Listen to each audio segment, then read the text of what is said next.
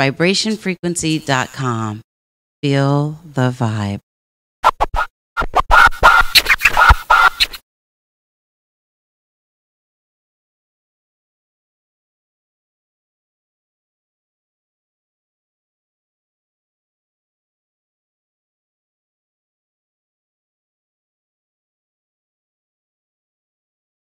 Into Vibration Frequency. That's vibrationfrequency.com. Follow, like, and share at Facebook, Instagram, Twitter, and YouTube. Vibration Frequency. Feel the vibe.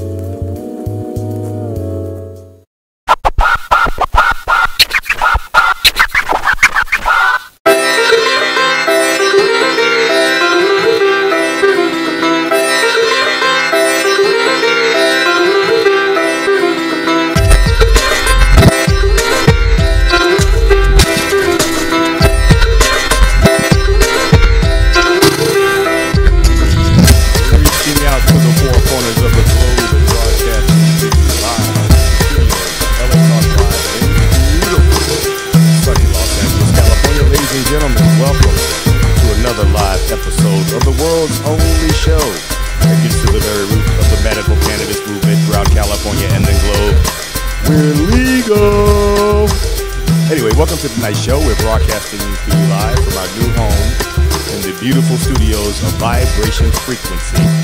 Download the vibe, feel the frequency. All you got to do is go to www.vibrationfrequency.com to see us live and in living color. We've got a great lineup as always. Joined this week once again by our good friend and esteemed colleague, Mr. Bob Waters from Nuggle, live in the green room, chomping at the bit to get back on the mic as we explore the social, political, economic, ecological impact of cannabis. It's everywhere. My goodness, and we're going to talk about that tonight. I'm your humble host, Richard Carr. Coming up next, of course, my esteemed colleague, well, the one they call Eco the Wolf. Oops, where is he? I think he's invisible tonight. No? Oh, he's in the green room. Okay, we're going to get him live on camera. So stay tuned. We'll be back. Marijuana is coming straight ahead, live and in living color from Vibration Frequency Studios. Download the vibe and feel the frequency. Marijuana, don't go away.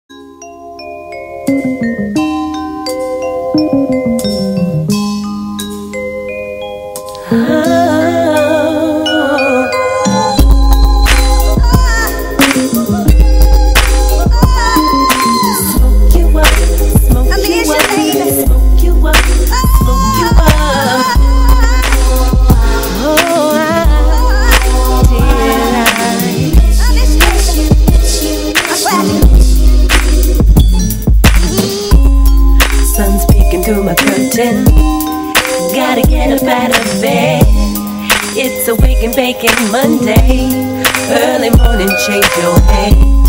I reach over for my blood stash. I pop open the vial. I reach into my vial. There's nothing there in my vial. I'm contemplating, was I high and smoked up on my shit? Then was I stoned and smoked it all without not knowing it? I hop a quick, I sit and think, 1 blunt, 2 blunts, or was it 3? Can't remember if I smoked it all with company. Gotta admit the memory ain't nothing what it used to be. Oh well, that's me, I need some weed. Can't hit the shop, it's too early. Oh, why did I smoke you up, smoke you up, smoke you up, smoke you up? Oh, why did I smoke you up, smoke you up, smoke you up and not leave If an emergency happened or something like that, the only thing I'm packing is food in a sack. Cause it's mandatory that I gotta be stoned. Like Ice Cube said, once again it's on. It's a fucked up feeling when you're California fiending. If you smoke blood, you know exactly what I'm meaning. Open up your jar and you trip cause it's empty. But the night before you could've swore you had plenty with no connects and don't know what to do. So you try to drink a 40 as a substitute, but it doesn't feel the same as that Mary Jane. Creeping up real slow, marinating my brain. And I've been at the bottom feeling just like a peasant, saving all my roaches and scraping up my resin. I smoke so much weed that I sweat THC. A day without herb, I can never let it be. Oh, why did I smoke you up, smoke you up, smoke you up, smoke you up? Oh, why did I smoke you up, smoke you up, and not leave enough? Oh, I was over at acetone. Damn, it must have slipped my hand. Instead of packing like a pack rat, I was packing like a fat cat instead. Can't believe I did it once again. A fucked up habit that I got. I always do it to myself. I'm always smoking on my pot. I got no options, I could call a weedman from the streets. But it's a Monday and it's 6 a.m. before his peak. That's fucking weak, I need some weed. A long morning, THC free. I can't believe I got no marijuana for my brain. I always do this cause I need a blunt's my fucking name. I need to go at 10 a.m. I pull up to the front, guess what? They're open. Oh, why did I smoke you up, smoke you up, smoke you up, smoke you up? Oh, why did I smoke you up, smoke you up, smoke you up, and not leave enough?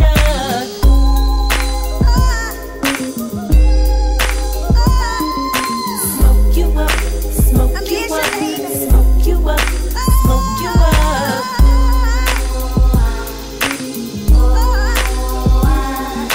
Smoke you up, smoke you up, and not leave enough. Are still going to remove from society many of our more annoying citizens permanently. First group, drug addicts. Not all of them don't get nervous. Not gonna bother first offenders. People deserve a chance to clean up. Everyone will get 12 chances to clean up. 15, that's fine, and that's it. If you can't make it in 15 tries, off you go to Colorado. A perfect place for staying loaded. Each week, all of the illegal drugs confiscated in the United States that the police and DEA don't keep for their own personal use will be airdropped into Colorado. And everyone can stay wasted, wired, stoned, bombed, hammered, smashed, and shit-faced round the clock. This is the real Rocky Mountain High.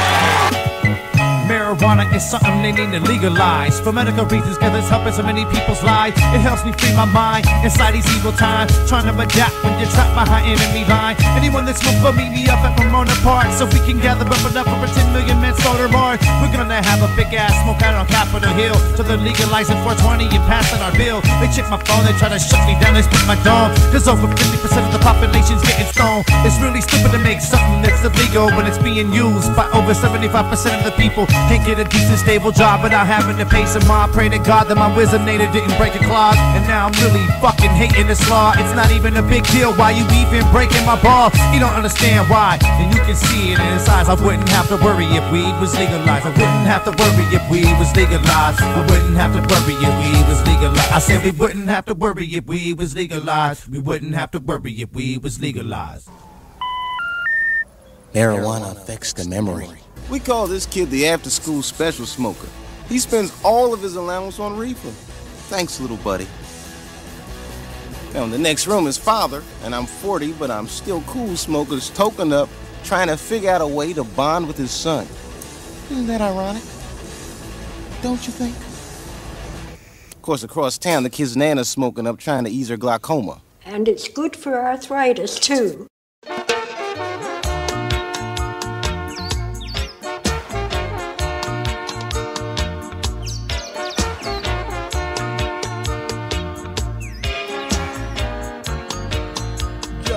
You're tuned into the #1 radio station worldwide. This is Vibration Frequency Studio. From the Vibration Frequency Studios, you're tuned into the Marijuanologist, the world's only show that gets to the very root of the medical cannabis movement throughout California and the globe. That's my fake Jamaican accent, okay? How y'all like it? It's just a little herb in the background. One of my faves here on the Marijuanologist, Oswald. So tonight, we're going to have a bit more of an exclusive interview with our good friend Bob Waters from Nuggle. Nuggle is a publicly traded cannabis company. You've got to check them out, man. Amazing group of gentlemen and ladies over there. And they're doing some really great stuff for the cannabis industry. Some very innovative things for the cannabis industry. And they've got services that they're offering to cannabis businesses free. That's right. Some of those services are absolutely free as they help promote your business. They got all kind of other campaigns as well that can help you if you are looking to get into this multi-billion-dollar industry. I'm your humble host, Richard Carr, filling out time right now as we wait for Equal to Wolf and Bob to get in place. As a newsworthy comment, I got to tell you, man, I heard recently in the news that Mike Tyson has invested millions of dollars for some land in California to build his own grow facility that will include camping facilities. No, not for workers, but for people who want to go on a camping trip in a beautiful location at a industrial-sized grow. Man, it's designed for glampers, as they call it, glam campers. That's going to be something special, and I hope I will get a chance to get that. I think it'll be open in about a year or two. You know, there are lots of entertainers that are getting involved with the cannabis industry. People are, beginning to see the light. It's just a little herb, but it's so very, very, very mighty. All right, so look, I'm going to take a break. This is our cannabis-infused musical moment. We're starting with that tonight as we get set to talk to our good friend Bob Waters once again of Nuggle. So stay tuned. We'll be right back. More from the Marijuanologist straight ahead. Tell your friends. He turned my pockets out. He turned them inside over. Fell onto the floor, my little herb store. Officer, it's just a little herb. Oh yeah, it's just a little herb store. It's just a little herb store.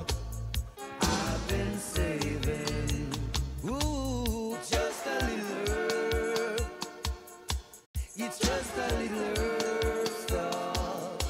It's just a little herb store. I've been saving. That I've been saving.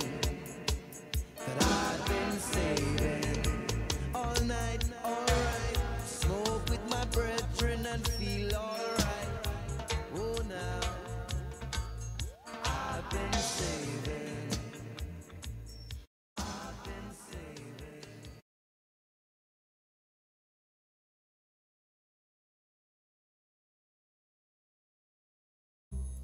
Welcome to Vibration Frequency. VibrationFrequency.com. Follow, like, share, and subscribe at Facebook, Instagram, Twitter, and YouTube. VibrationFrequency.com. Feel the vibe.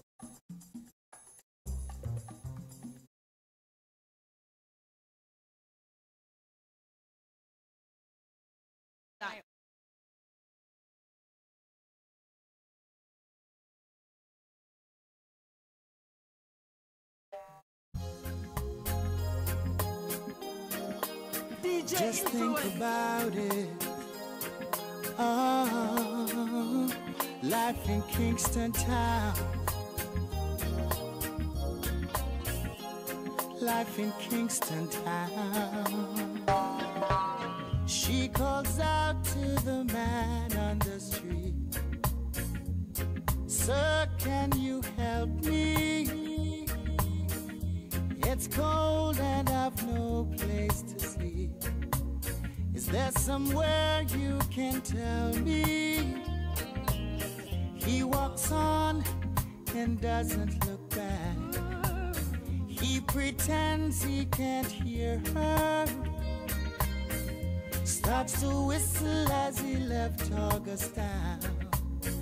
seems embarrassed to be there. Oh, think twice. It's just another day for you and me in Kingston town. Oh, think twice. Just another day for you, you and me in Kingston town. Oh, think about it. Life in Kingston town.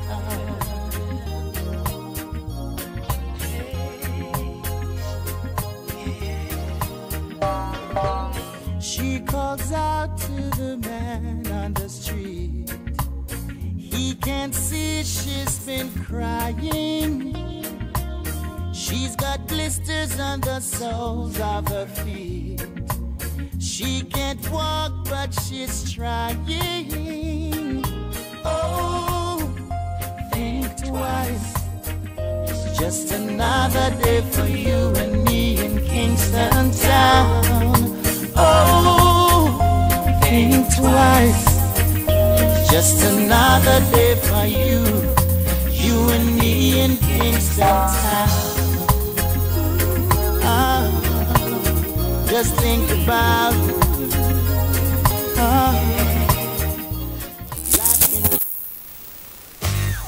You are not qualified for this position.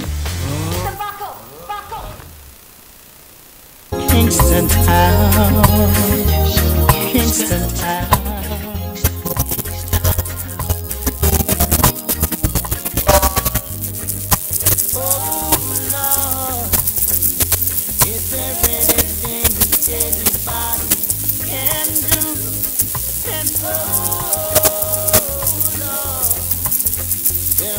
Something you can say.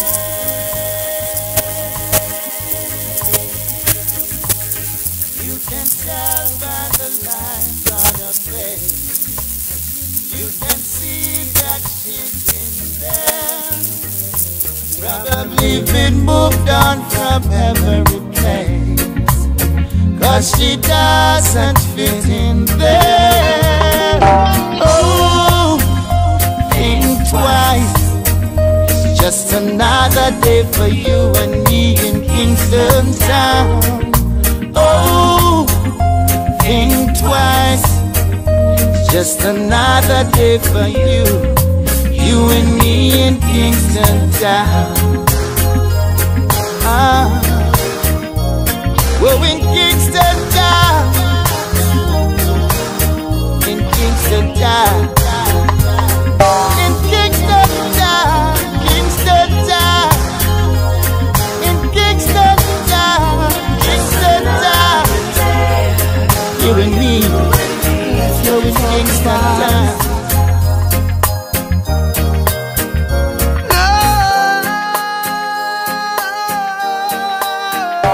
DJ Influence. We might kill each other and do things out of anger. Many might say unity is strength, separation makes us stronger. We disagree in everything. We weren't meant to be. Simplicity brings an argument. It's time to set us free. It's best you stay away. We're better off this way. It's best you stay away. It's gonna hurt us if you stay. Stay away. Every day is the same old, same old. You ask me to take you back, I'll say no, 'cause I just can't take your mood, your attitude, there's no gratitude. Deception is the game you play, and I can't believe a single word you say. So vindictive, so manipulative. It's best you stay away. We're better off this way. It's best you stay away.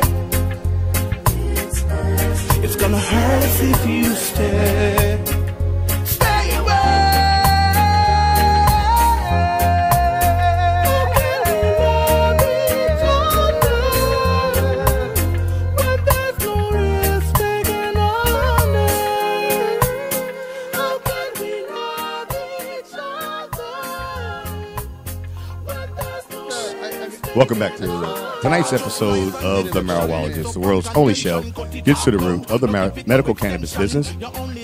Your host, Richard Carr, joined each and every time by my esteemed colleague, Ecor the Wolf, and rejoining us tonight, our good friend Bob Waters from Nuggle.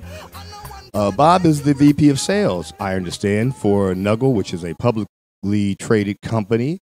I think I noticed that your stock took an uptick, it seems. I think you guys are trading at, can I say it?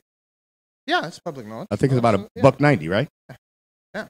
About $1.90 per share. So, folks. Oh, really? It went to $1.90? Yeah. Oh, that's good. I believe I saw 186. I figured a couple of days later. Because I woke up this morning. It wasn't going. Well, maybe there, not. I could be mistaken, but you know. I was like, oh, well, that's good. We'll find out. No, I mean, if you, what I think it's fair to say, obviously, when speaking directly about the company, I have to, of course, maintain, protect the interests of our investors. No doubt. And the business. So there are certain things that are, anything that's public knowledge, I'm happy to share. Right. And we can channel that through our website, and or answer any questions anybody has. But speaking to your point about the stock price, absolutely. It's fluctuating. We've seen it in ranges somewhere in the 180s and then going in the $2 and a little higher there. It fluctuates pretty steady and has been consistent for many years. So it's actually great, in my opinion, for the price point, entry level. I thought that too. Yeah. Ecor the Wolf joint. I've been doing some studying on trading and everything. So when I looked at it, I was like, wow, look at it, how it's trending, trending points and everything. Yeah. And it was just interesting that this is my small knowledge of knowing how to trade and read. And I saw that with Nuggle. And that's why I said Nuggle's pretty big here. So that's an exciting time. Bob, for our first-time tuners who might be tuning in for the first time tonight, let's kind of give them a refresher for us, your background and your history, stuff like that you do. Okay, sure. So my background, actually, I'm a 20-year and a day veteran with the United States Navy. Thank you for your service. Yeah, and I wanted to be able to say I did over 20. So I did over 20 in a day. No, I love the Navy. It was a great experience. Took good care of my family, and I tried to take good care of our country. That was the deal. You did. They kept their part. You're here. I got lucky, right? After 20 years, you didn't just try to take good care of the country and your family. No, we just do our best. Right. Did a wonderful job, in fact. Nuggle, a little background about Nuggle. What is Nuggle? Right. So anywho, while the tie into the Navy is this, that while in there, I did spend about 8 years in the marketing and advertising world and the recruiting, dealing with recruiting command, and understanding that would naturally led into careers after military and advertising, sales. Nuggle brought me on board from Culture Magazine, where I was the associate publisher there. They brought me on board. We've started a publication of our own, 2 others in print, publicly traded, as you mentioned. The ticker is NUGL. You can also find any information about us there at nuggle.com. Let me ask you a quick question. Yeah. So while you were in the service, okay, and then once you got out after this 20 years in a day, and before you was brought on to Nuggle, what were you doing first of all? What were you doing before you got brought on to Nuggle after the 20 year in a day? Oh, that's a great question. I drove my wife crazy. I tried quite a few different things. Oh, okay. I was enjoying some freedoms, right? No doubt. I was free. I was out of the military, and I could no structure every day. Woo! Right. I was ready to. So I knew that everybody was just waiting for me. Right.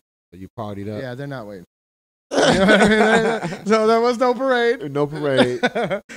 You go in there, and first thing I asked them was, I was like, "Hey, how you doing? I just left the military. I'm looking for a new career. am I eligible? I know I've been paying for this thing, like unemployment insurance, something like that. They're like, oh yeah, so you're a little retired from the Navy. I'm like, yeah, you're not eligible for that. I said, not ready yet. And then they said, you'll never be eligible for it, but you will continue to pay for it for the rest of your life. And I was like, well, thank you. Wow. God bless America. So I said, all right. But no, I got into sales. I got into marketing. I got into the tech side with website optimization. Mostly small, medium-sized business interaction. Because I asked you that question first because I was going to lead into, before you got pulled into Nuggle, what were you doing? Because you were doing marketing and sales and everything, right? So that would lead you to Nuggle. But you had met somebody from Nuggle out somewhere, being out and about? That's a great question. So I was actually working at Culture Magazine. And one of our advertisers was Nuggle. Okay. And just through that relationship and understanding the business, many times, as you know, when you're to truly help a business, you're not selling them something. Right. You're marketing, but you're really solving a problem. Right, showing them something. Right. They got something they need, and we're providing a solution for them. And the good thing is that we have tools and resources that we can help them out with. And so in Culture Magazine, it was advertising. Right. And I really, as I'm learning the business and understanding what Nuggle was all about, I was fascinated with it. And towards the end of my time with Culture Magazine, there was an acquisition of the magazine by High Times, and came to a fork in the road. And the path I chose was with Nuggle. Okay, so and again, you was in the service. You 20 years in a day, and then you retire. Now you out marketing, sales. You're doing that. And then here comes Nuggle. Now, did you start your cannabis or being a patient at that time, or were you already a patient before you got with Nuggle in this transition after the service? No. No, there's I mean, you don't have to answer that. No. So there's a timeline of events that happen in a short time frame that led probably to where I'm at. So were you against cannabis at the time? No. Were you in the service? I'm saying no, when you were in the service. No, not at all. You you couldn't do it. You couldn't do it. Right. You get caught, you're out. Of course. And you're caught, you're out. There's no questions. There's not even a how, why. Right. They don't even talk. Exactly. It's done. You're out. Right. Just like, you grew a leg out of the top of your head. It doesn't right. fit. They don't even, right. They don't make hats like that. Exactly. You're out. Right. So anywho, but I had started using cannabis at a very young age up until I joined the military. But when I joined the Navy, I just discontinued because it wasn't allowed. Once I got out, what got me reintroduced back into cannabis was the VA. Yeah, after dealing with all my service-connected injuries and whatnot, they wanted to prescribe me opioids. That was their flavor of choice. Pharmaceuticals. So I dived right into that cesspool, right? So now, anyone that's been in a surgery, or you can't work when you're under those types of, you can't provide for your family, you can't rationally think. Hell, you can't even poop. You can't even. There's nothing you can do, right? Well, unfortunately, as I was dealing with that, I buried my mother, who OD'd off of methadone, trying to kick the opioid addiction she had. So that gave me the determination that I wasn't going to use opioids. I went back to the VA and I said, we have to come up with another plan.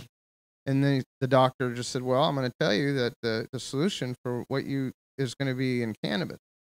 Obviously, in the state of Utah where I resided, that's not an option for me. Right. I'll jeopardize my family and myself and go to jail and all that stuff. Leaf, right? The plant. So, as all this was happening, I was working in publication of a newspaper in Utah, and then there came an opportunity. I decided that if I was this is what I told myself: if I'm gonna get involved in this community and get back in. And I was still dealing with that stuff with my mother, right? I was still kind of angry because I felt a little guilty. Because if I would have known more, she'd be here today, maybe. Yep. Right. And so there was some fire under my ass about that. And then just not being able to properly medicate what people were telling me was probably going to be the best methodology to resolve the issues I was having. But to do that, put my family in jeopardy. All these things coming into play. So I decided I was going to get into the industry and try and make a difference. That's when So I shifted into, I sought out an opportunity and took advantage of one with Culture Magazine. I like their magazine. Right. I like their message. It was originally Culture Magazine was a pure cannabis medicinal magazine. Right. It developed more into a lifestyle, which was still cool. And I'm happy that I had the opportunity to spend some time with them and learn some great. Nice. Yeah. Nuggle, much more powerful, bigger reach, and what the message and the purpose behind it, I believe, is where I should be, and that's why I'm with them, and we're here today, with them. Right. So no, a lot of VAs, they deal with a lot of post traumatic stress, syndromes, and cannabis is the way. I want to give a shout out to King Harvest as well, kingharvest.org, because they have a beautiful line of products as well. And they had did like 100 bottle giveaway at one point for the veterans, and it was very beneficial, But one thing about it is people have to know about dosing when they're doing these oils and tinctures. Know about the dosing, but normally the bottles, I forgot the name of the bottle that they use, but it comes with the automatic 1 milliliter dropper that once you administer the drops under your tongue, sublingual, and it's a beautiful thing. But Utah, it would seem like Utah would be the kind of state that would allow cannabis. You know what I mean? But that's interesting. Or legalize it there. Yeah, because they're compassionate people. Mm-hmm. There's a lot of passion and wholehearted care. I think the weather is pretty cool to be able to grow there as well. I mean, wouldn't you say? Or is it too cold? Cold, dry and cold. Some parts of it, it's a pretty long state. So you got Okay. a few different climates. No, can't nothing beat Cali. So I like to say we like the New Amsterdam, but I heard that our cannabis is really better than Amsterdam. I think so. I've talked to them that have visited us. I want to jump in real quick and talk about the shirt you're wearing right now. Oh, sure. We were talking about this offline before the show. The cannabis industry has spawned so many different types of businesses, yes, activities, and there's cannabis yoga, all kinds of stuff, right? But one of the most fascinating things I discovered along my journey in the beginning was there was a group of people who had a very clever way to play football in, I guess some unique way with cannabis. No, they weren't playing football and taking a halftime break to smoke cannabis on the sideline. It was actually a board game or something similar to a board game. I remember meeting a group of people who actually had glass etched board that they would use. I still never understood quite how the game was played, and then we have some good friends. Ecor does, who 1130 Sports Entertainment. Shout out, Smoking Football League, SFL, 420 SFL League. Right. But this one is new to me, and I think even Ecor, maybe that's new to you as well. Do you know these guys? And this is the no. I thought I did when I saw the shirt, but apparently it's a whole nother entity. Very similar. Right. I mean, it's tied around the parameters of a football They probably field. even know each other. Right. Yeah, exactly. And probably are in the same league and play against each other. Scott Jones. or maybe it's a competitive league. Yeah. So let me ask you this now. Could be. I never quite understood how the game of 420 football is played. Can you, I can you tell give you. us a little insight? Yeah. Let's start with Bob, and then you get in there. Do you know about? Well, all I know is I was like, okay, so what's up with the penalties? Because that's the only thing I want to know about. Right. Penalties. Okay. But I've heard a few versions. Okay, well, So from kickoff, okay, you have your teams first and foremost. how many members on the team? I think it's 3 to 4 with a sub. Sub is the fourth one is the sub. Okay. So why would you need Somebody a with the sub? extra lungs. You need an extra lung. Somebody might need to tap out. You got that killer lung back there, that iron lung. I can tell you, Bob, I had to tap out. Yeah, I had to tap. So it's like you got to have I a did too. strong I had bench. to tell you, got to have a strong bench Yes, because they sir. have because those are where the penalties come in. Like if you can't hold it, and swallow it and hold it for a certain amount of seconds, and if you get the coughing in it, or if they see any smoke come up, whatever, or a large plume or whatever, then that's a penalty. and it So- depends. It depends on like where you are on the board on the Right. field rather. You might have been 10 yards up because you held it the last time, and like 10 seconds or 30 seconds, 30 yards. You know, So it's penalty. so total absorption. You know, the total absorption concept where the exhale exhumes no evidence. Right. But that would be a good. Right. So then that's taking it to the house. That's a 100-yard touchdown. Exactly. What? Right. Yeah, if those you be hold like it yeah, and because don't right, you blow hold the it all them smoke out, seconds. yeah. It's like they went that long. And you gotta clear how the many ball. How many seconds you win? It's like, damn, he didn't made a touchdown. All right. Or you coughed at like 25 seconds or 15 seconds, 15-yard penalty. Got to go back. You know. But then they have another variation where they say, okay, this portion of the game where you got an eye an eighth. You know, and so now you got to just like pull out an eighth and then see if you can eye an eighth. Meaning be I able got to you. So judge. there's other actions. You have to do it from could the other I actions. see. You know what I'm saying? Like the next I round see, would be I okay. see. Now your team would say, okay, Meaning pull out enough cannabis that represents an eighth, and the an eighth. person who You know what I'm guessed saying? So close you have enough do to it the from eighth. eye. How can Wow. you go in the bag With and pull out no an eighth with no from your scale. eye? Mine are always not enough. Just. So you'll get a penalty. You know, you get a penalty. So it's so many. The game is sweet. I played it before. So And again, shout out to 1130 Sports Entertainment, Word. SFL 420 Smoking Football League. And Bob, the shirt you're wearing, what league is that? But this was the 420 football. Let me show you Okay. the back. Please, yeah. Because I think this is pretty cool. Yeah. I think that's the best part. The back of that shirt is because they put a lot of beautiful work There it into is. that. Yeah, And we it says, hit we hard. hit hard. Yeah, very clever 420 play on football. words. Good play on words. That's the first thing I saw when he first walked in. I thought 420. He came in like 420. It's like, wow, it looks like somebody photoshopped himself. 420. Now, That's a pretty cool jersey. The game is still played. I gather there are people who get together to play It's a 420 league, man. They football got. and all. I remember they had all they had variations. the like the football cards. You know how like Right. they have Oh, really that's trading cards. They had the hilarious. Really trading good. cards and everything. Yeah. Teams and they Yeah. stats on the back. It was nice. Right. All right, so Bob, I know you've got your thumb to the pulse of the industry with Nuggle and of course Nuggle Magazine. We get kind of tied up here in the production phase of internet broadcast, so we don't always get the latest news. But I know you probably got some newsworthy items you'd like to share with our audience. Is that possible? Yeah. Give us some good news. Absolutely. What's happening with Nuggle right now? That's the latest and greatest and hot off the press. Less than hours ago, final determinations were made and hands were shaken. Additional information. So Nuggle's going to be at Sundance this year. And we have, matter of fact, can we pull up a website? Can we show them a website? I think it'd be kind of cool. I don't know. I could only apologize and admit that I'm not quite that good on the I got software. you. Well, let me tell you, if you go I don't to wanna screw up the it's show. cool. Yeah, just so give if you me go to the Rich URL. and Ruthless, richandruthless.com, and you'll see a variety of things there, but you can click into the big word right across the top, which says Sundance. Sundance Film Festival. We got some really sponsors working with us this year. We're in negotiations with Sticky Icky. We got Can of Comfort. They're bringing in a fantastic Edibles. product. Can of Comforts is awesome. They're growing hemp.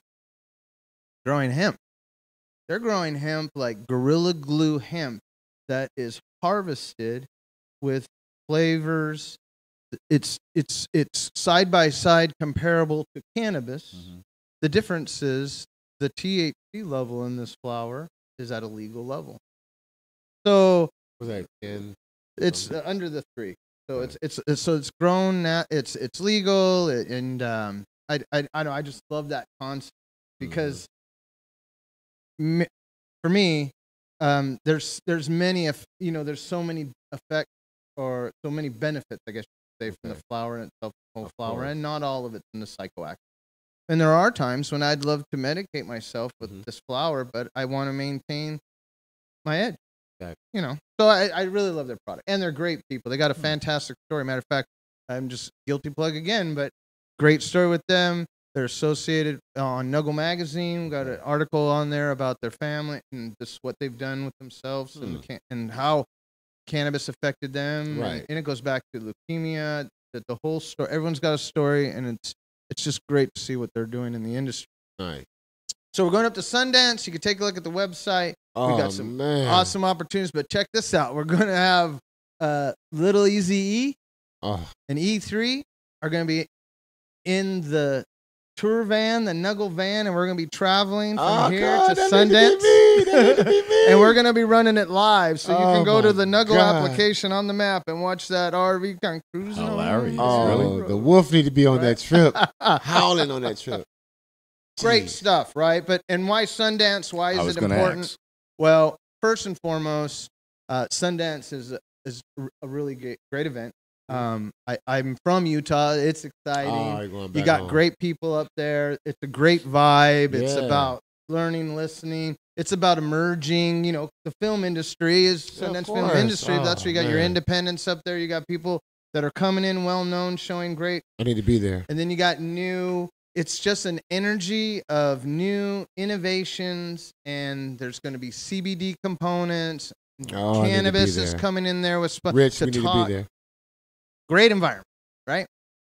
In Utah, they're celebrating the fact that they've legalized components or decriminalized and legalized components of a medical cannabis state, and they're working through it. But they took a step forward. They didn't and people were thinking they're going to be last, but they weren't. I wonder how it's going to be. I know. They're good people. And what's the date of this once again? Yeah, so there's variable dates. It starts going in the 20th of January, so you get the 23rd, 5th, 6th, 27th. There's events going all the way through Sundance. We're going to be there in the first week. And Sundance is 7 days. Is that correct? Well, it goes all the way into February. Oh wow! Okay, wow. Yeah, we're involved in that first. Okay, yeah, that's when That's huge. It's going to be great. We're going to have, for example, there's a virtual reality component to it. We're going to have Nuggle there in town, and people can interact while they're in there. And we still have availability for sponsorship, of course. How the medication is going to be there, right? How can you get medicated? Right. Well, there's also a CBD lounge. There's a CBD lounge component to it that, and there, people are bringing in product and opportunities for individuals to sample those types of things. And wait, vape. There's a lot of vaping going on. Let me go back here. I'm learning how to run the board and all that stuff here, so I may have missed this. But Utah is or is not medical or recreational legal? They just passed. So this is okay. So the story on it is this: the people asked for medical cannabis, medical marijuana.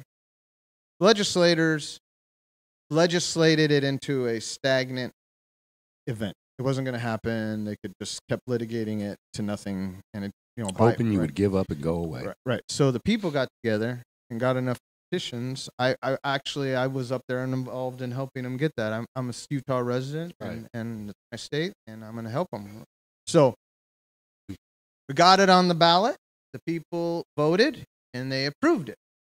So then the legislators, for some reason, they couldn't get anything done for how many years, but within a matter of weeks, they had somehow worked together in a bipartisan effort to litigate against the people's voice and try and manipulate it to get something more along with what they wanted and their, what do you call those people that come up and they feed you money and you vote the way Lobbyists? they pay? Oh, Thank you. God. So they go, I just didn't want to say it. But we know the truth. So anyways, so at the end of the day, what did we get? The people voted for medical marijuana, but it was loose, right? Because we want the world, right? So that we caused a little bit of that. And then you got the paranoia and the fear people worried about getting reelected. They got to do something, or otherwise they'd have to get a job. Right. So they get together, and we're somewhere in the middle. And I think that's a great, because there's such strong viewpoint. It's a great first step. It's a start. Great first step. I'm so proud of the state of Utah. I appreciate those that are opposed. Well, I would say this, that they're the majority of individuals in that state practice the religion of, they've done some changing. I try to be respectful to them, and recognize them for what they are, but they did some changing with how they want to be recognized. Do they live in a certain area? Well, no, just say the majority of them are there. Of the population. Demographically, there's more of them than, say... So they live in regular houses. Well, they actually settled. They settled Utah, didn't they? Well, they did. Yeah. They're just they came out west they wanted to practice their religion, and so they came out west looking for a place that would give them an opportunity to do. And I just think I want to say, let me correct myself. Which one of them smoked cannabis? They settled in Utah. Correct. They didn't settle Utah. Utah was settled by Native Americans. Who's the rebel that smokes the one of the Latter-day Saints, the rebel that smoked that they just one of the Latter-day Saints who got cool with one of the Native Americans. And Believe it. He said got in that how. teepee and he said, and so he showed him pipe. how. He showed him how. Right. I had a buddy who played for the Utah Jazz too. Howard. Yeah. Hey guys, I want to get to a break real quick. It's a beautiful state. Let's take a break. We'll be back. More from Bob Waters of Nuggle, Ecor the Wolf, yours truly, Richard Carr. This is the Marijuologist, heard each and every Friday evening, 4:20 Pacific time, 4:20 p.m. Pacific time, right here on Vibration Frequency. Vibration Frequency Studio is where we broadcast from. We're here tonight in our new studio. We call it The Loft. You might want to refer to it as a secret lair. We're going to take a quick break. And I'd like to say to all of you cannabis businesses out there, if you'd like to get some advertising, we'll meet you where you're at in your budget. You might want to holler at us. You can hit me up at richinla9100@gmail.com. We'll give out more places. Yeah. We'll give out more places where you can hit us up. And, of course, you can go to Vibration Frequency on Facebook, Instagram, and Twitter. But just hit us up. We can help you get your word out there, get your message out there. So we'll be right back. This is the Marijuologist. Don't go away. Tell a friend.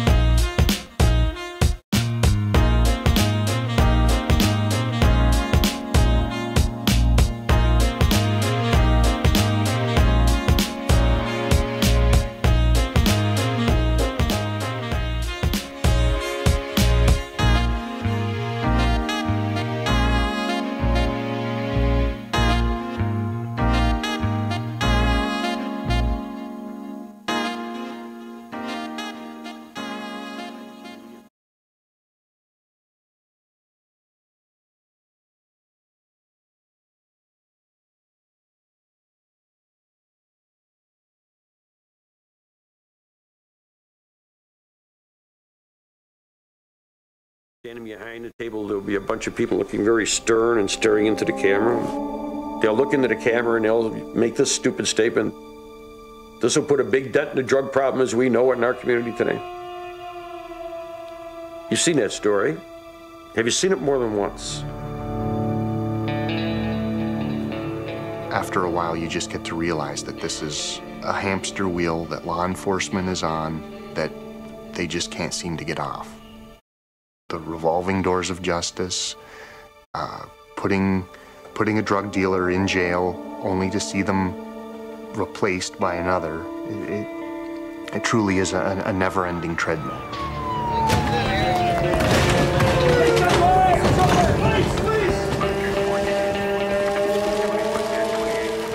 The drug enforcement industry is so massive, now has such a deep history in the fabric of society, that there rarely is an opportunity for people engaged in waging this war to stop and reflect about the most fundamental of all questions, and that is, should we be doing this?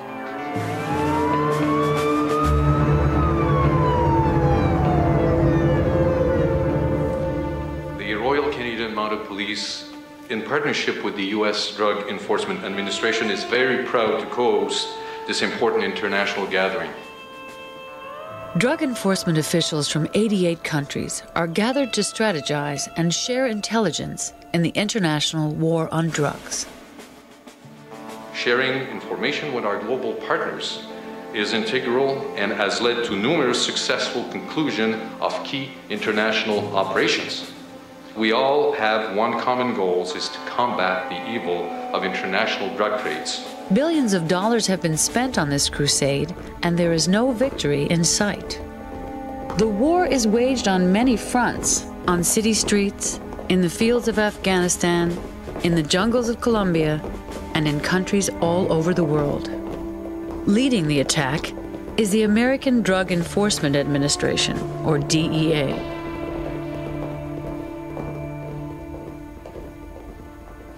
Among the growing number of voices calling for peace is LEAP, Law Enforcement Against Prohibition. The men and women of LEAP have served in the front lines in this battle, and they have seen the damage done. Although they are risking their reputations, and in some cases their careers, they feel compelled to speak out as conscientious objectors to the war on drugs. The idea for LEAP is based on a group called Vietnam Veterans Against the War. And why it's based on them is this. That was one group of people who spoke out against the Vietnam War, who, whether you agreed with them or not on their conclusion, you could not dismiss them for not knowing what they were talking about. We all have different attitudes within LEAP about how the regulated and controlled marketplace should be. What we come together at in LEAP is on the fact that prohibition has to end.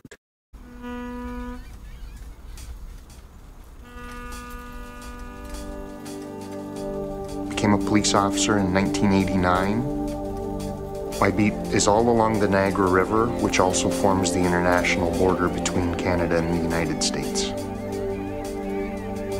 Currently, I'm assigned to uniform patrol, respond to all sorts of offenses, occurrences. Being a tourist town, it has its own unique problems. I grew up in a family of 4. My father was a career police officer. He went from being a constable all the way up to being chief of police.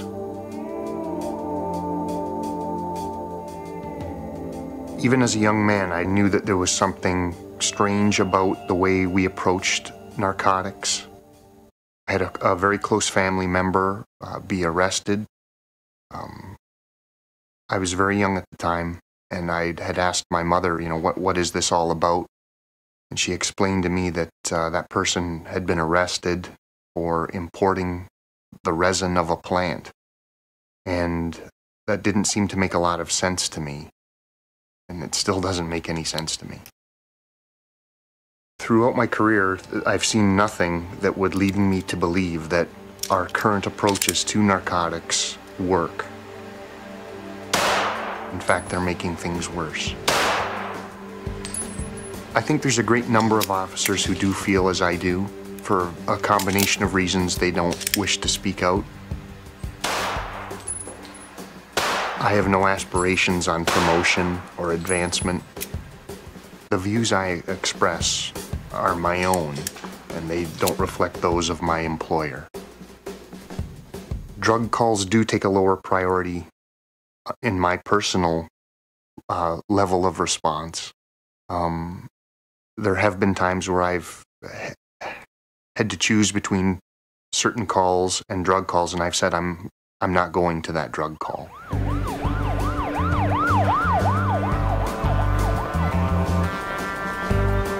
All of our laws are written in a very permissive way.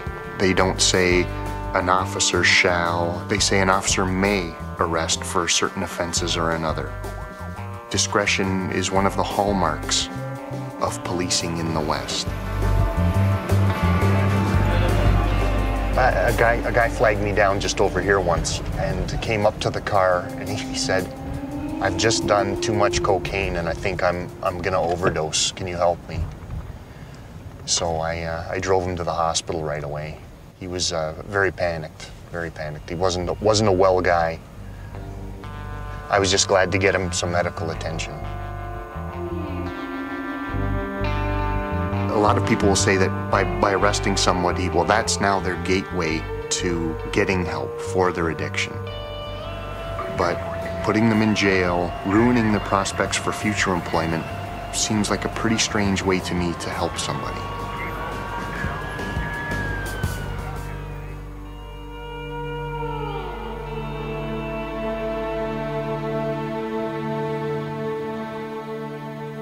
I'm the former police chief for the city of Seattle. I served in that capacity for 6 years. Before that, I served for 28 years in the San Diego Police Department. I do trace my own observations about the drug war to an arrest that I made when I'd been a cop for about 2 years. And I had a 19-year-old in the backseat of my police car, handcuffed. I had arrested him for being in possession of marijuana. This was in his own home, I should say his parents' home. I kicked down the door, which I was legally justified in doing in those days, and I arrested him for the mere possession of a small quantity of marijuana, most of which he had tried to flush down the toilet. And on the way to jail, he's sitting in the backseat of my caged police car saying things like, "Oh, wow." I mean, he's stoned. He's talking about the cage, and he is asking me if I got any Fritos or any Cheetos. I mean, it was that experience. And I think, what the hell am I doing? I could be doing police work. It's inconceivable that we will have a drug-free America. Everywhere in the world, there is evidence of people ingesting various substances that produce mind or mood-altering effects. That's always been, that is today, and that always will be. It's not going away.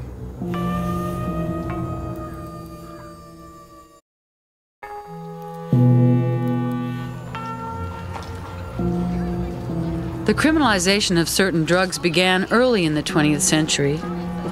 Laws were passed first to ban opium and then later cocaine and marijuana. In the second half of the century, amphetamines and psychedelics were added to the list. U.S. customs officers and police are having another drive to round up dope smugglers. And here's some of the swag. Concealed in barrels of olive oil, they find millions of dollars worth of deadly heroin. Enough, they say, to kill 6 million people. Drug enforcement efforts intensified as the century progressed. The U.S. began sending agents to source countries, and the war on drugs became an international concern. United Nations treaties were put in place to ensure that countries could not legalize the banned drugs on their own. In spite of intense global enforcement efforts, drug traffic has never abated. Traffic in illicit drugs is so serious, its control becomes a policy of the Nixon administration. He creates the Office of Drug Abuse Law Enforcement as the center of a comprehensive drive to eradicate heroin traffic in America. Drug arrests are doubled. 3 times as much heroin is seized. This is one area where we cannot have budget cuts because we must wage what I have called total war against public enemy number 1 in the United States, the problem of dangerous drugs.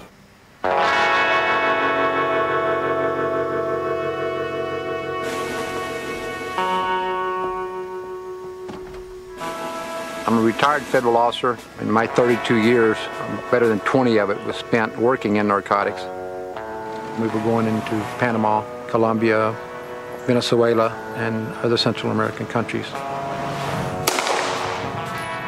I enjoyed working down there because it was exciting. I mean, no other way to put it. It's cowboys and Indians and stuff, and they paid you your money and gave you a badge and a gun. Doesn't get much better than that. When I was a young officer, I guess all of us thought that drugs were bad because that's what we had been taught and told.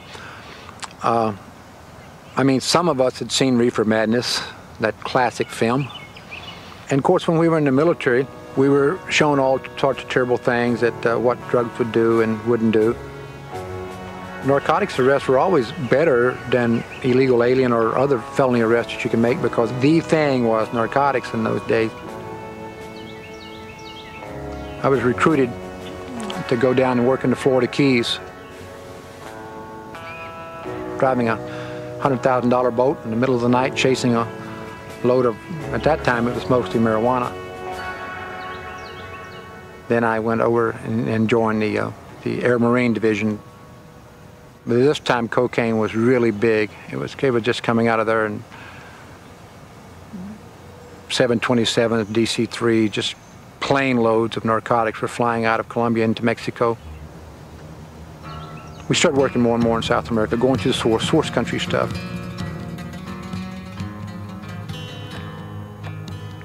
I've been to Colombia. I've flown over the jungles of Colombia. I know how impenetrable that forest is out there, and the only way in is by boat or airplane. For those that aren't aware, you can take the entire state of Texas and place it inside the country of Colombia. That's huge. Next door is Brazil. You can take the entire United States and put it in the country of Brazil. Think about it. You're looking to spray a cocaine field in Texas. Find it. Spray it. Because there's another 5 million acres out there that you didn't see that day. Yes, you are reporting progress in your spraying programs in Colombia, and you have made progress in the areas that you're spraying in. But I would also point out that when you're spraying in one area, they're cultivating new fields and are producing higher quality crops in other fields. They've got some good farmers down there that are making good progress. I helped fight this war for many, many years, and I saw on a daily basis that we were losing ground. Drugs are cheap. They're easily available. Each year we would seize or assist in seizing megaton loads of cocaine, and it was making absolutely no difference.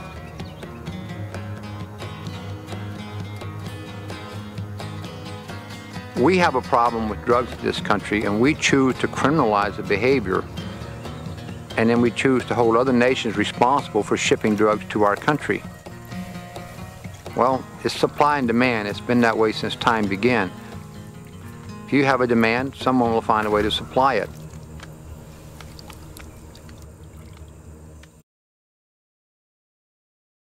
People, for whatever reason, choose to consume narcotics.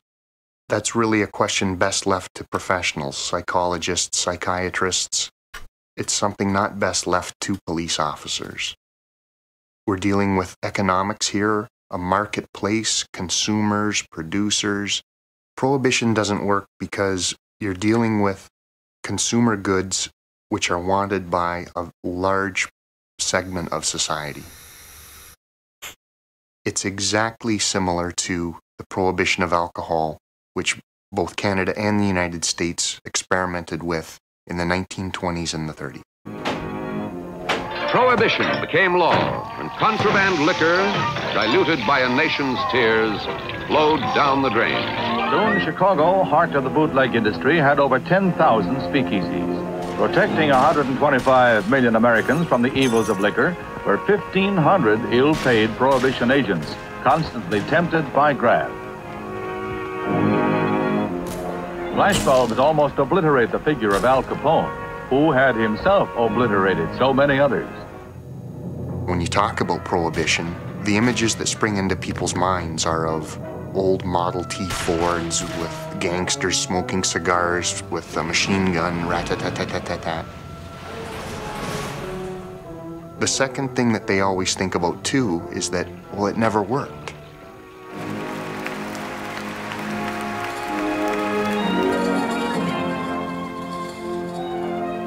We didn't legalize alcohol because some new study came out that said alcohol is really okay, you should give it to your babies as soon as they're born, it's wonderful stuff. We legalized alcohol because it only took us 13 years to learn the lesson. And the lesson was alcohol did not create Al Capone. Prohibition of alcohol created Al Capone and the gangsters that roamed our streets. And that legalization of alcohol, we knew, was not going to do anything to solve our alcohol problem. But legalization of alcohol put a huge dent in our crime and violence problem as we knew it. We ended Prohibition in 1933. By 1937, the homicide rate was back down to what it was before Prohibition started. And one other thing, everybody didn't become a drunk in 1934.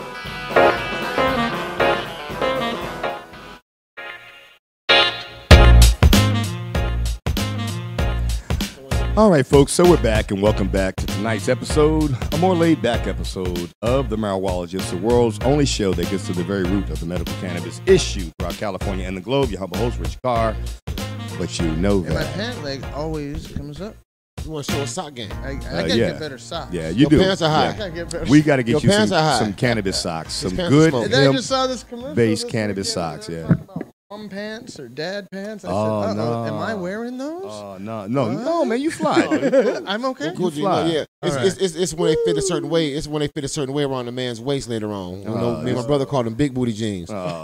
They get that old man TMI. spread. Get that older man spread. That's you know, another man? But show. no, you ain't got it. You And good. stay tuned for the Wolf's Den later tonight at 8 p.m. here on VibrationFreeway.com. But this is the Marijuologist, and right now we're here talking about cannabis. We're here with Bob Waters of Nuggle. He is VP of Sales, and offline as we were listening to a clip from one of my favorite documentaries, produced obviously by Law Enforcement Action Partnership, formerly known as Law Enforcement Against Prohibition.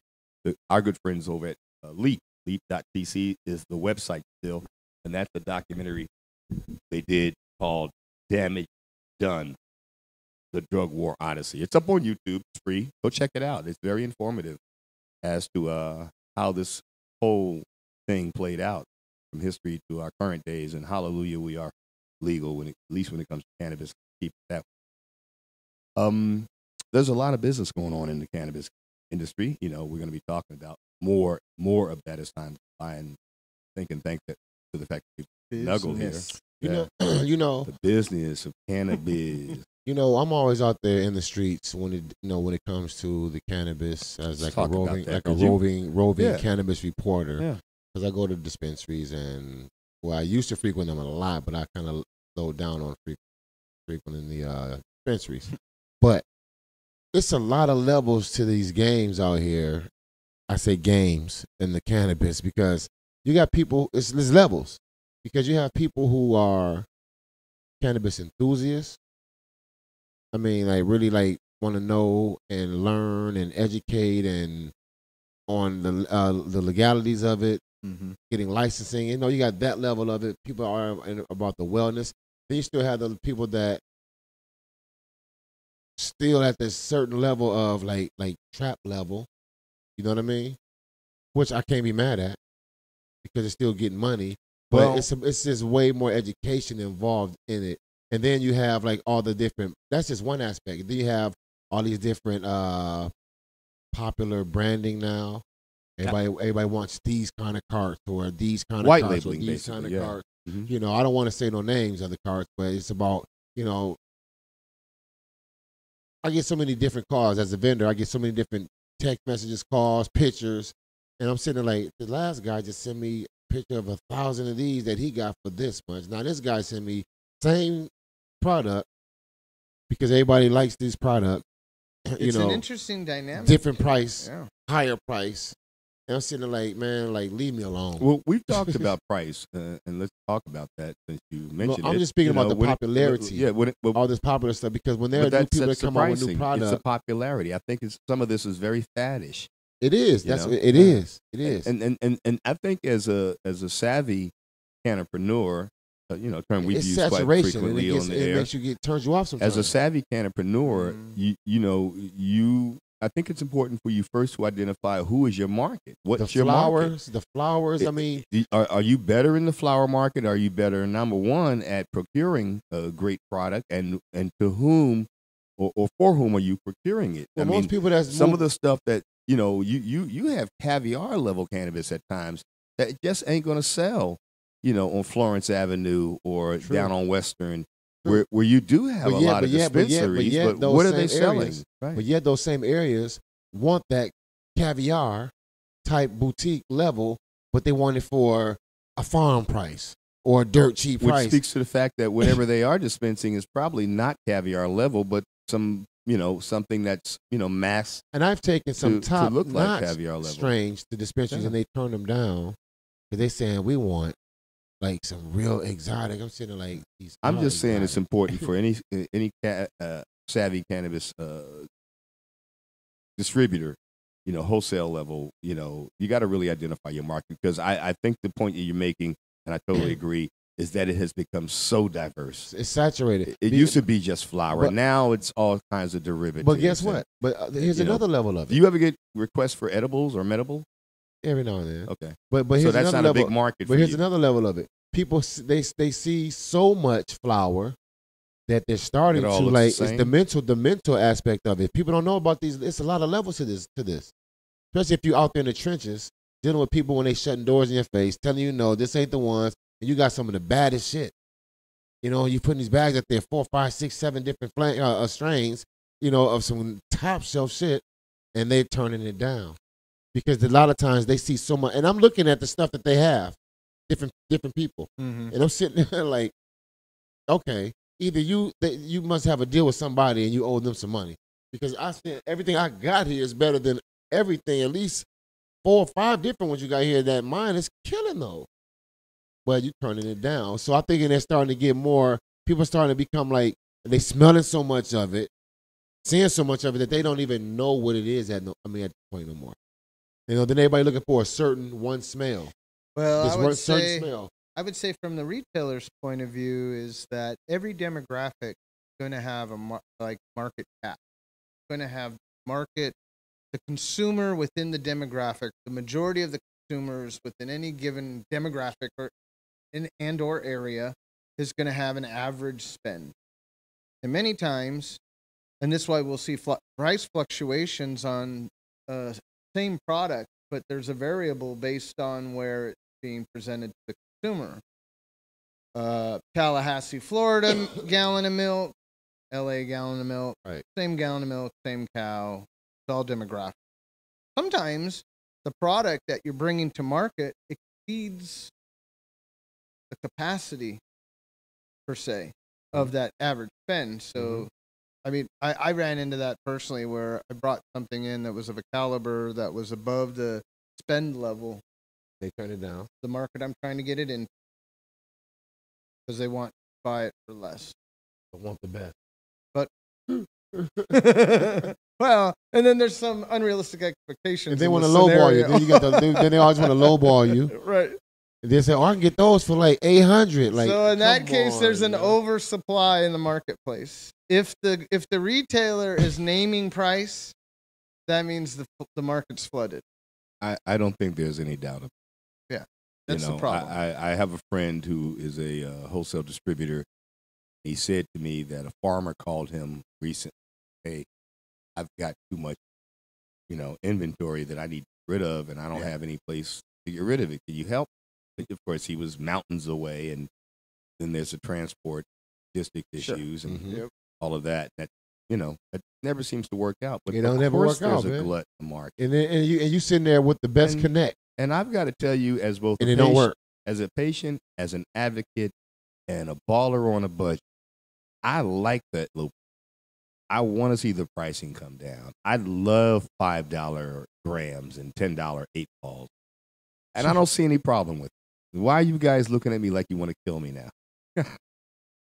The market is it's magic. You made a good point. The It's being dictated by the consumer. The market can do it is whatever always supply and demand, and now that cannabis has come out of its mystery state where you don't have to go, down into the underground to purchase cannabis anymore. Now that it's become above board, that's one of the byproducts or one of the consequences of cannabis going mainstream is that the pricing is going to go down. But the market can change at any time it wants. Stay on your mic, because a little it's tighter all to your about- mic. It's all about the grower. I can't hear you on It's your a mic. consumable Right. product. It's all about the farmer and the grower.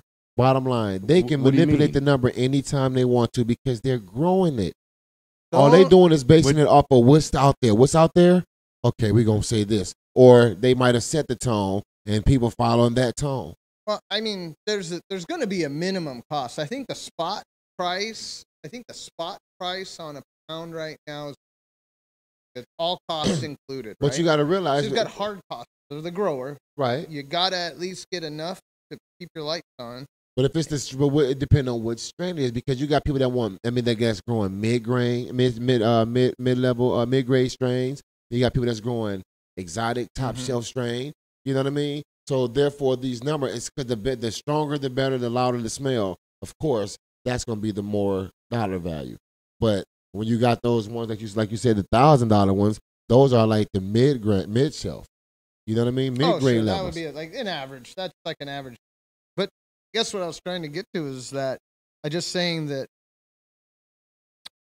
the variable in strains, I'm sure there's probably 2 strains. I don't know if there's as big a cost in the variable of the strain itself in production, say water, energy, nutrient, all that other stuff put in there. There has to be this base, and then they got to have a livable wage and support their business. That's true. Right? I mean, they got to keep growing. They got to keep growing. That's their business. But we're talking growers. But we're not talking like Palm Spring production line assembly growing inside. I mean, indoor. Yeah, so I don't know. So I don't know what that true hard cost is. And then the farm price, if you know anybody with a farm, then you go get the better price, from the farm itself, because you're traveling to it. But then, like you said, that's the transport and all that going way up those mounts. Travel, 8, 10 hours, 14 hours just to go get some inexpensive product that you can make a nice dollar value on. But profit. But more scarily, you don't know when you get it down here if the market is interested in it. Exactly. But you'll know because you know what you're going to get. Well, how many times though would it used to be the price was regulated by risk. Right? That's exactly. a very good point. Price was regulated. You want some Yes. Maui Wowie? Yep. Coming from Hawaii on an airplane? I'll be there. I got it, but it's gonna cost you It's like gonna cost you, $3,000. right? Oh, you want you some got hard it for $1,200. smashed red hair with sticks Some and Mexican weed. I got that. I've never I got heard it that, explained no more problem. eloquently. Right? Now risk than has what been you just mitigated. said. Right. And that is why we're unstable. Do either of you guys, as professionals, some level of degree or whatever, do either of you guys see, or is there now any legislation or decision making taking place about the transport of it? Because it seems of all the things that they've kind of gotten worked out, and they're going to legalize coffee shops, cannabis coffee shops in West LA, and all this kind of stuff, mass grow facilities that are popping up like wine vineyards in the great Sonoma Valley area and all that stuff. And to the benefit or to the credit of cannabis, you can go back to that burn area and plant some cannabis and refresh the earth. But anyway, in light of all that, it seems nobody is really addressing the transport issue. I guess some companies do have it worked out. Bob, do you have any insight on that? No, it is. Well, and how about you, Igor? Well, let's give a shout out to companies like Green Crosses and Ease. Shout to Green Crosses because Ease, they have billboards and everything, and right. they're But I thought that was to consumer, distributed to consumer. It's still transport. That is transport. It's still transport. Whatever way you look at it, it's still transport. Because let's keep it real. They're licensed up. The big boys like Ease, like MedMen, like Green Goddess. Those big boys, they're getting it here somehow, and it just seems like that's this cloak and dagger operation still that the powers that be haven't quite sorted out. Because I think there's got to come a time when you just decide, listen, this is how much you can transport based on the size of your business. Yeah, a lot of people got these certain products got to too, get to market. Where they can carry like up to like so there is this out.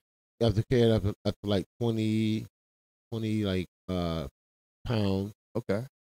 At one time. And that's not a lot of cannabis. That's a mom and pop operation. Exactly. It's regulated, but there is some regulation. The problem is between the states. Well, I'm not even talking about interstate. I'm just talking about right here in the state of California. How does that get done? Right here in the state that has decided. I believe they just. You see, MedMen have trucks. Yeah, like a consumer product. But I'm gonna tell you something, man. I looked at those trucks and I thought about, wow, that's really bold. Now, no amount of insurance can really cover and protect that. So if you got a, something that's a Nikon the movie now. The big movie red being truck. made of So here's hitting MedMen. Huh? No, here's what I learned. Those trucks are for logistics. Yeah. They need paper towel, toilet paper, and ain't nothing on those trucks. The trucks that bring it are plain. Of course. Very plain. I've seen them. Very early in the morning. And you would never know. I've never even seen a consistent day that they delivered. Right. And I used to sit outside a coffee shop near one of their operations. Right.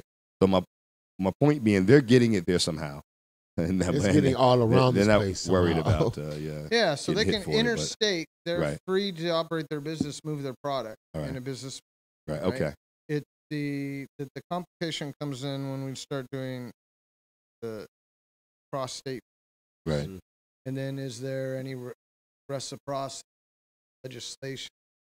I do know that for CBD does allow. They are, obviously they're selling it online. They're shipping it throughout the country, and they are transporting flower across state. Okay. It's CBD flower, which sometimes gets complicated because they can't. Didn't know that. Yeah, well. It's just amazing. They're growing it like cannabis, only just the psychoactive effect. It's like below 10% THC. 0.3. Well, let's keep it real. Hemp thought it for was- I thought it was Victory more than that. is a well-known documentary That's about the hemp trade, and it was a long, what do you call that? Long, not feature, but long format propaganda documentary extolling the benefits of hemp in the use of military applications, replacing rope, which that's more expensive to harvest, not as strong. And then they showed other things that could be done with hemp, including the building of car bodies. There are a couple of automobiles. Hempcrete.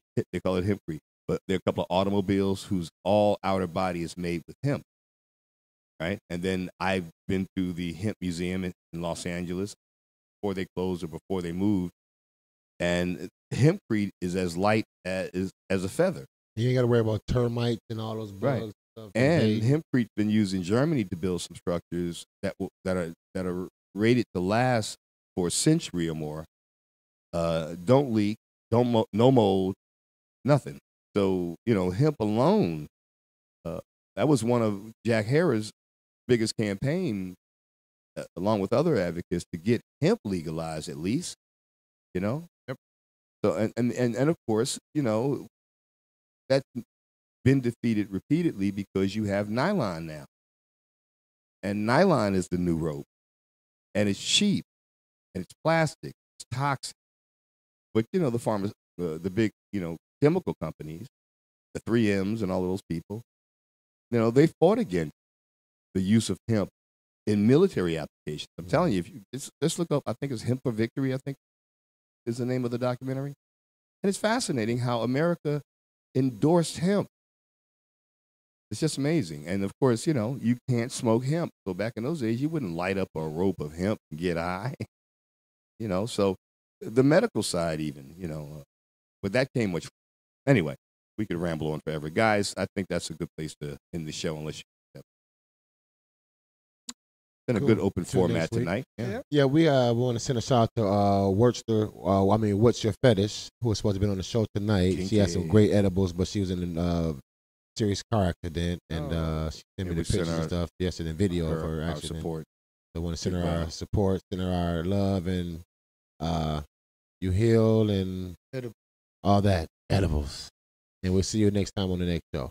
So, well, let's swing it to Bob. Bob, let's plug Nuggle again, please. Give out all your deets. Absolutely. So we're gonna go to app.nuggle.com.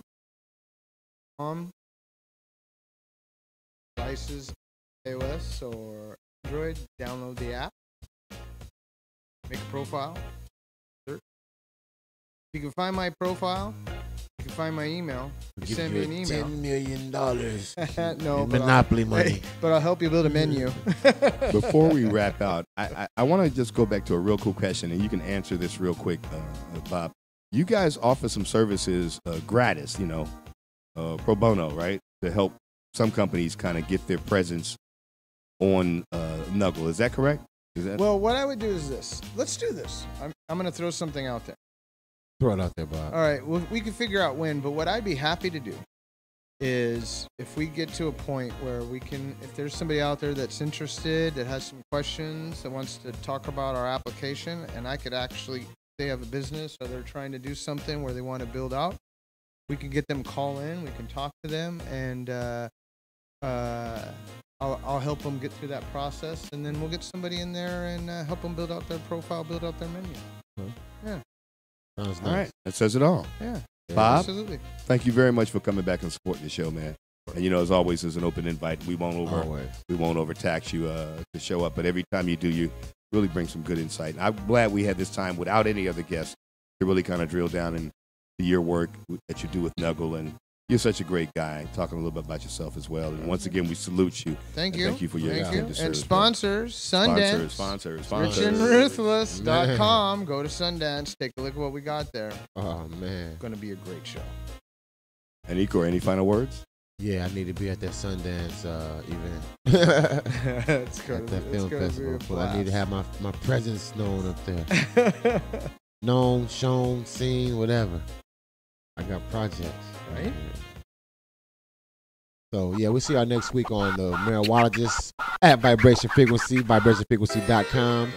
And we'll be back. Iko the Wolf, your host, Richard Carver there, off the camera, but the voice resonating. And my boy B. Bob Waters from Nuggle, y'all. And we out.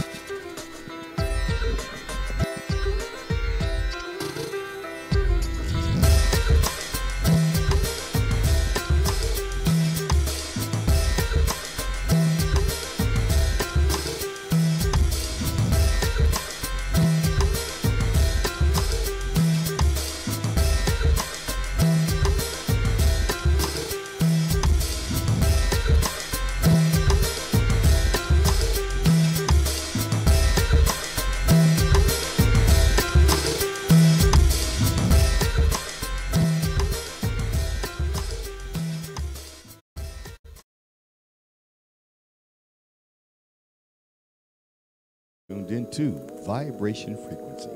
That's vibrationfrequency.com. Follow, like, and share at Facebook, Instagram, Twitter, and YouTube. Vibration Frequency. Feel the vibe.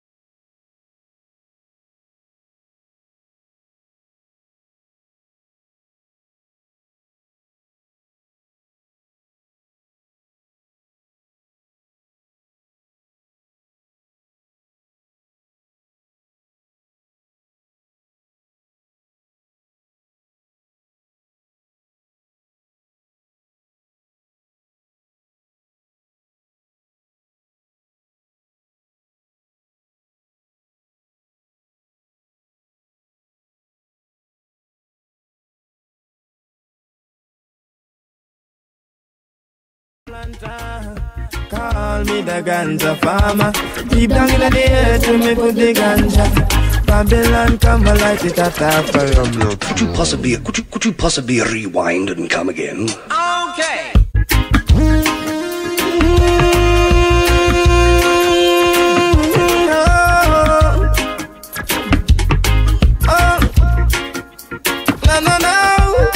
I'm a ganja planter.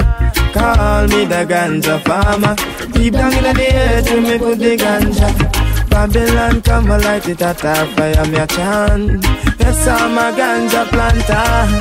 Call me the ganja farmer. Deep down in the earth to me put the ganja. Babylon come, yo, yo. Big stinking helicopter flow through the air. With them call it weed eater. Them never did it when me was out in water, or when me did implying fertilizer. Yet out of the sky them spitting fire, and I'm a little youth man with a hot temper. Me dig up me stinking rocket launcher, and in all the air this goes the helicopter me a chant. Yes, I'm a ganja planter. Call me the ganja farmer. Deep down in the earth when me put the ganja. Babylon come a lot with a top fire me a chant. Yes, I'm a ganja planter. Call me the ganja farmer. Deep down in the earth when me put the ganja. Babylon come, yeah, tuna man. True Jaja bless I with no for good vibes man. And true me have the hardest set of ganja in the land. Make doctors get no meditation. And so them coulda give it to them sick patient. Make chemists get no medication. And so them coulda brew new medication. Make singers get some inspiration. And so them coulda spread your message on the land me a chant. Yes, I'm a ganja planter. Call me the ganja farmer. Deep down in the earth when me put the ganja. Babylon come alive the track of fire. The plain land, it's the plain land. 100 pound of Cali weed, where they get it from. The plain land, it's the plain land. Struggle up myself with take interrogation. The plain land, it's the plain land. Make up my mind to face the immigration. The plain land, it's the plain land. Struggle up myself with take interrogation. Search them a search with Taliban. Search a mass destruction. Dash me toothpaste, dash me stimulant. Hold the day a ball and dash a medication. Draw out me belt, left me pants in a me hand. Scan all me eye, ask me where me come from. Take off me shoes, them and say take off your cam. If them ever find a way to split, you gone another land. The plain land, yes the plain land. 100 pound of Cali, tell me where they get it from. The plain land, yes the plain land. Struggle up myself with take interrogation. The plain land, yes the plain land. Make up my mind to face the immigration. The plain land, yes the plain land. Struggle up myself with take interrogation.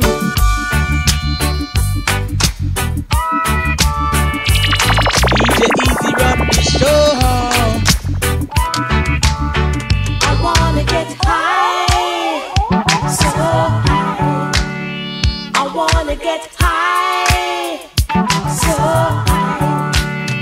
I wanna get high, so high.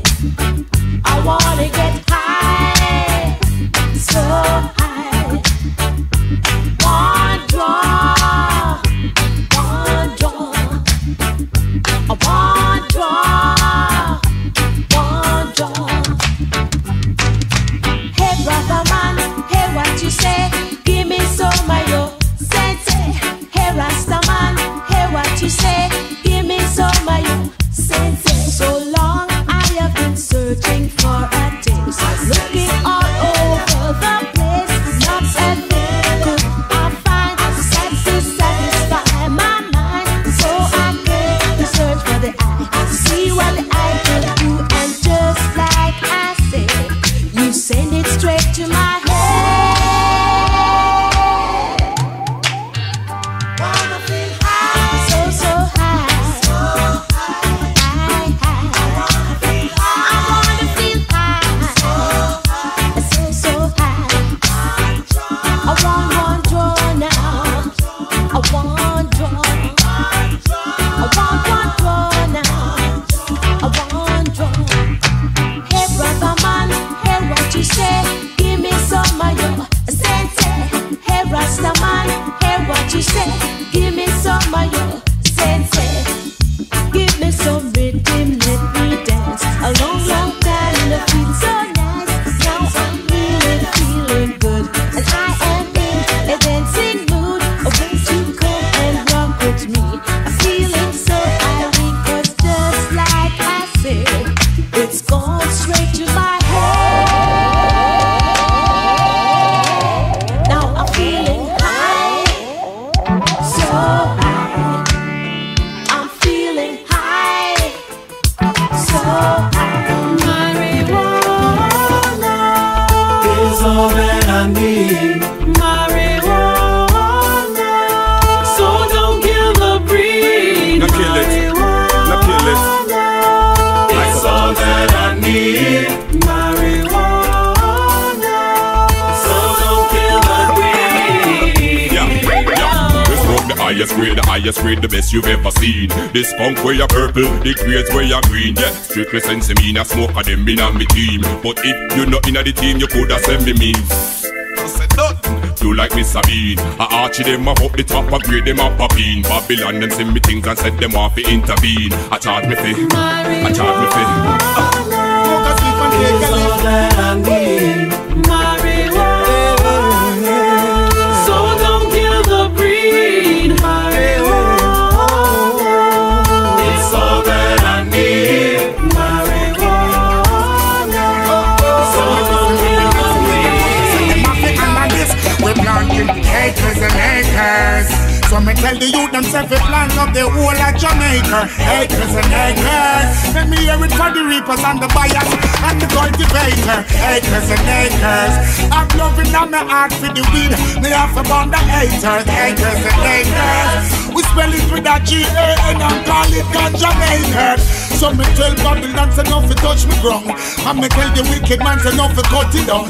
Me never come up by your place and try to shut it down. I never use my bulldozer and try to buck it down. Me tell the youth them bring some weed and touch it come. I tell them bring some more food and me touch it come.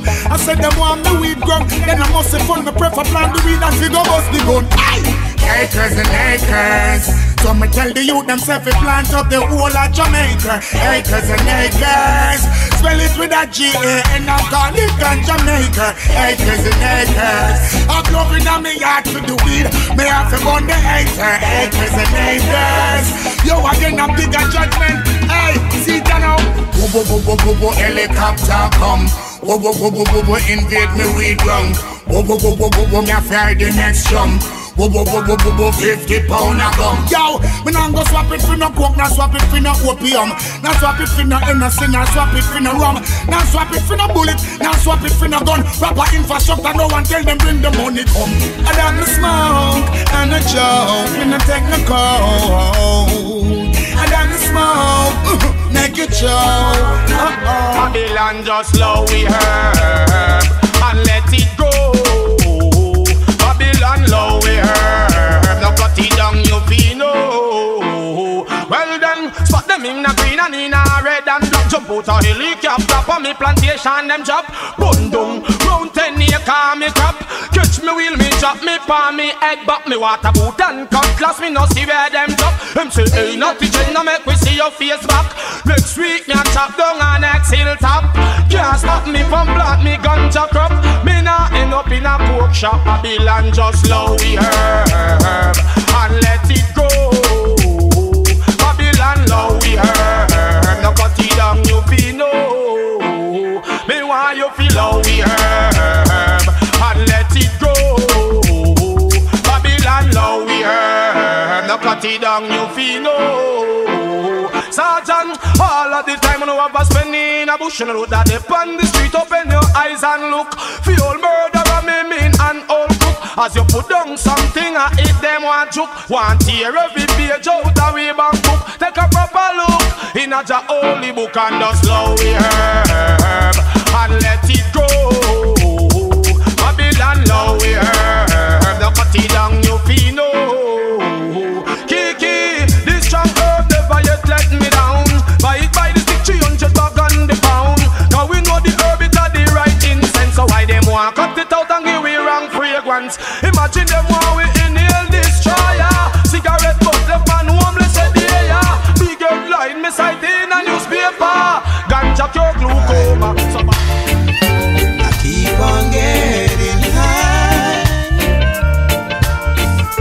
Smoke and get so high. Watch out now, give me coverage on this Sunday. Real herbalist now straight. Same so Rasta man stay. Coverage on this day. Black me reverence and pray. Before me go touch the highway, give me coverage on this day. Real herbalist now straight. I same so Rasta man stay. Coverage on this day. Black me reverence and pray. Before me go touch the highway. Alright, I smoke and meditate. Me heavens got elevate. The way me love me earth, me and me chalwa can't separate, prescribe and want it, you know. It's medicate, me plan grade, me no buy grade. Me always have a weight. Me high grade girl always have a date. And my ends have room with high grade space. Rastafari keep it high, low. And I told you, give me coverage on this a day. man stay. Corporation is a day. Me black me reverence and pray before me go to the highway. Corporation is a day. Real herbalist can't stray. I see him so Rasta man stay. Give me corporation is a day. Me black me reverence and pray before me go to the highway. Rasta man a chat from west with one crocus bag at the seas. Man and man know it's time of harvest.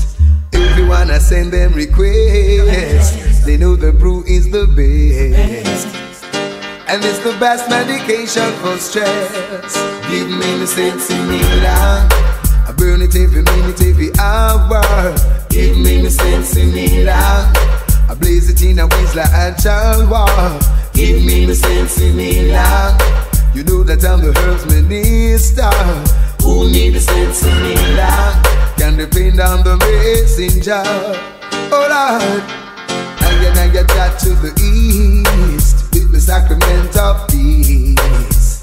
I put this question to the police. Lord, tell me why you try to stop the herb when you know that it's good for our nerves. Tell me why you try to even destroy, and it gives us so much love and joy. Give me the sense in me long. I burn it every minute, every hour.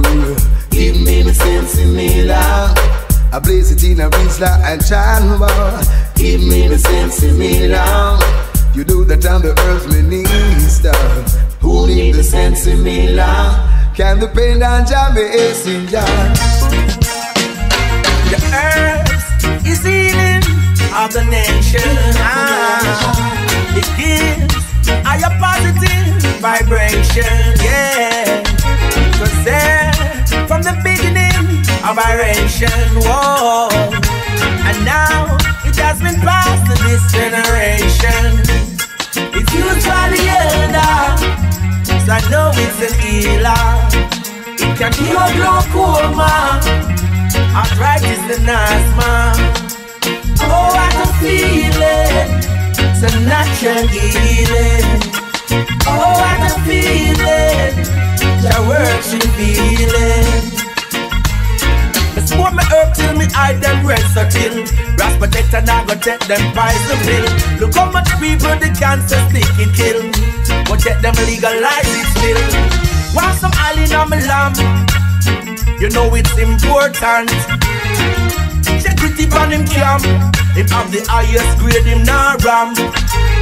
Police are bun it, soldier bun it, presidents bun it, politicians bun it, doctors are bun it, you are bun it, Rasta man bun it, everyone love it. What a feeling, it's a natural healing. Oh, what a feeling, the words you feeling. Well, I said, blessed is the man that walking out to the counsel of the righteous, and stand at the way of sinners. Not to tell you this is never scornful, but it's glad to be like this. Man, God call you weak man. Tell him no want to split. Me no come here to big it. And tell the wicked man say them believe. Land from them I fight the cannabis and fight the italics. Alright, California to Cleveland. Man a real specialist. We no come here to fit this. Alright, man, God call you weak man. Tell him to run quick. Me want to split. We big like my fist. Him ask me how much me want and me tell him say I turn load. Cause Babylon take when me barrel and me jump load. See me clip and ask me if me gun load. One spell out of the chalice, it a bun nose. Me a beat it from morning from the sun rose. And now it make me sing and make me compose. Me say when me touch the street, it make me done shows. And make me bun up friend enemy and go bun foes. When they call it weed man, tell him me want a split. Me no come here to be itch. And tell the wicked man say them believe. Land from them I fight the cannabis and fight the italics. Alright, California to Cleveland. Man a real specialist. Me nah go honor this. Alright, man they call you weed man. Tell him me want a split. Tell him to run quick. Alright. But you me wealthy, me have to eat healthy. Make them know say man a vegan. Now my girl I take a selfie, no boy can't belt me. Make them know say man a real man. Ha! Now my friend them make a spiritual war. Yeah, well Babylon, me know your ritual soft. Why? Now my girls they make a idle talk. We good for every vital part. Man they call the weed man. Tell him they want a split. Me no come here to be itch. And tell the wicked man say them feel leave land. From them I fight the cannabis and fight the italist. Alright. Woke up this morning and I'm feeling like I gotta take a drug. Through the pressure of the time, stress is on my head, I gotta smoke it off. So I sat and relax underneath the shade with a stick of high grade and mild spread. Crush it up and wrap it up and light up the air. Puff it up until my lungs feel like them dead. And now, sensing me now is flowing through my veins. When I smoke it, it gives me the vibes. Smoke weed until my eyes get red. My grade is high grade, I love it. Thinking stand up in the dance, I try to build up a vibes because the party nice. The music hit a jump, the girls are wind up them rum on the liquors chilling on the ice. Here comes a bubble youth with some marijuana. Ask him where him get it and him say him is the farmer. He planted and give yard right beside the banana. If police ever catch him say him is a Ghana. But still, sensing me now it's flowing through my veins. When I smoke it, it gives me the vibes. Smoke weed until my eyes get red. My brain is high grade, I love it. Thinking I think more. High grade, high grade, high grade. Can't do without it, no. Can't do without it. Make you love me, make you plant up the herbs. Not a soul in my disturb. Spreading for the healing of the nation. I know it is only occupation. Make you love me, make you plant up the herbs. Not a soul in my disturb. It's planted for the healing of the nation. It is only occupation. To all the neighbors who is living around the farmer, beg you please don't become an informer. If they're not farm without no food to survive, if not for farming, farmer can't stay alive. There'll be so many mouths to feed if it's taken down by the police. In this jungle called society, only healing herbs can bring some ease. So beg you low and make you plant up the earth. Not a soul in my disturb.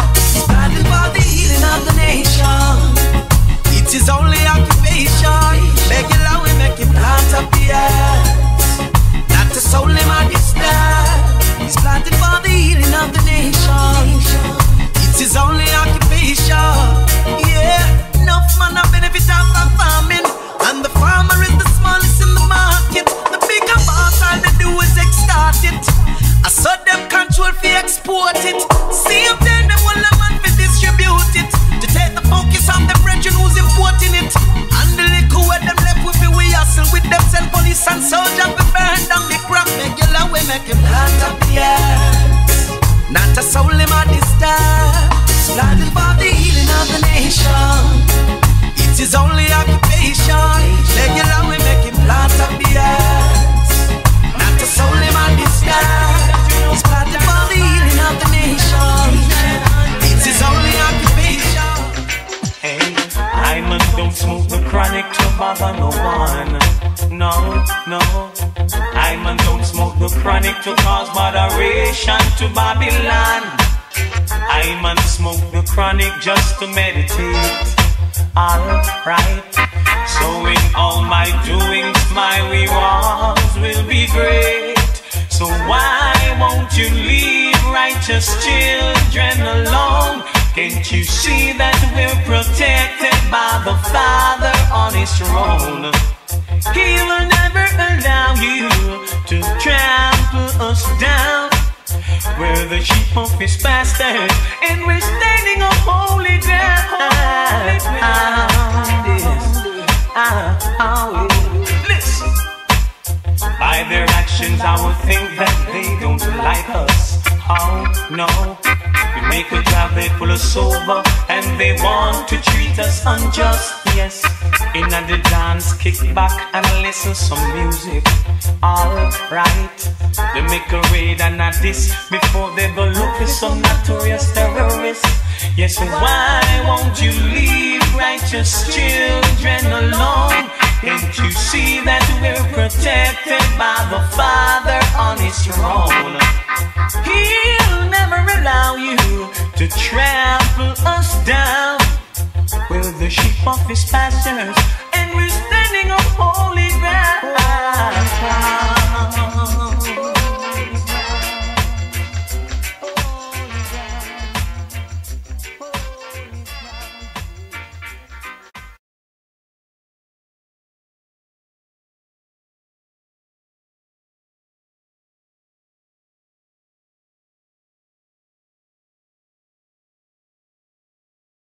You are tastefully tuned to Vibration Frequency.